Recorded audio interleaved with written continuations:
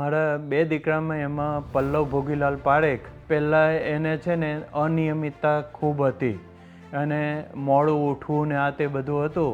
બીજા સંતાન મારા ભાર્ગવ ભોગીલાલ પારેખ, તે એકદમ ગુસ્સાવાળો સ્વભાવ હતો, પણ YTKમાં ગયા પછી એ પોતે ખૂબ નિયમિત થઈ ગયા અને ટીમમાં વર્ક કરવાનું એક કળા એક જબરજસ્ત ખીલી. મંડળમાં કાર્યકરોને પ્રવચનોને એ બધાની તૈયારી કરાવે છે. જીવનનું જે ઘડતર થયું એના આધારે બીજા સંતાન મારા ભાર્ગવને ત્યાં ટ્રેનિંગ લઈને આવ્યા તો ધીરે ધીરે છે તેનો ગુસ્સો પણ ઓછો થતો ગયો છે.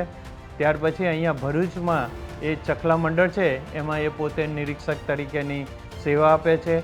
સાથે સાથે એ પોતે ઓડિયો વિડીયોમાં પણ મંદિરમાં જે રવિસભાની ટીમ છે એની અંદર પોતે સેવા આપી રહ્યા છે. YTKમાં જવાથી ખૂબ સારું પરિવર્તન આવ્યું. અમારે બંને દીકરા અમે જોઈન્ટ ફેમિલીમાં રહીએ છીએ એટલે બંને દીકરાઓ અમારે ઘરમાં સાથે જ રહે છે અને બંને સમથી વર્તે છે. ખર્ચમાં પણ કરકસર કરે છે. જો YTKમાં જઈને આવ્યા પછી મારે એને સમજાવવાની જરૂર જ નથી પડતી. એ લોકો આ એક એવી ટ્રેનિંગ લઈને આવ્યા કે જેનાથી એક કુટુંબમાં પણ એક સારામાં સારો સંપ રહ્યો છે.